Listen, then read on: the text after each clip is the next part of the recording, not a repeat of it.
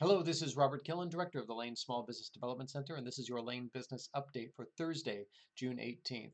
Today I'm going to take just a couple minutes and introduce you to the PPP forgiveness applications which were published yesterday. There had been a previous version of the forgiveness application published by the SBA, but when the Flexibility Act came along and changed all the rules, they had to revise the application. The original application has been revised. It's its long form application. It looks very much the same as before, but there's also a new easy application, which is great news for many small businesses. So I'm not going to go through the details of all of this today because on Monday from 1:30 to 2:30, I'd invite you to attend a statewide webinar on PPP Flexibility Act and Forgiveness. That webinar is being hosted by our statewide network office and will include representatives from the SBA and the banking industry who can get very deep into these and hopefully will answer all of your questions. But there are three things that I want to mention about these new forgiveness applications that are beneficial and important to know. The first is if you are self-employed, an independent contractor, a sole proprietor who doesn't have other employees, if you fit that bill, then you are automatically qualified to utilize the EASY application, which significantly reduces the amount of information you need to provide to get your forgiveness determined. So that's good news.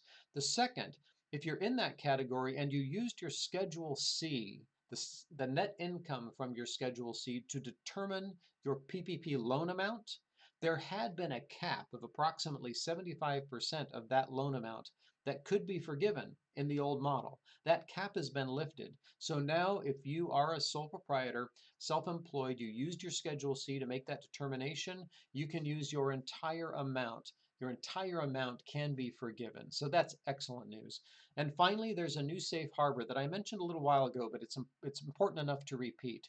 A new safe harbor that if you qualify with this safe harbor, you will not have to go through the process of determining whether a reduction in FTE and the number of employees you have will also reduce your forgiveness amount. This has been really complicated, but the new safe harbor simply states this: if you can state on the form that because you have made changes to your operations to comply with social distancing standards and cleanliness standards that have been created by the CDC and OSHA and the state guidelines, if by making those changes you have been unable to maintain the same level of business as you saw last year, then you don't have to worry about reductions in FTE. So that's excellent news for you. So again, I'm not going to go through any more details than that because the webinar on Monday is going to be very intense and should answer all of your questions. If you do have questions for me, please leave them in the comments below. I'm happy to engage. And until next time, cheers.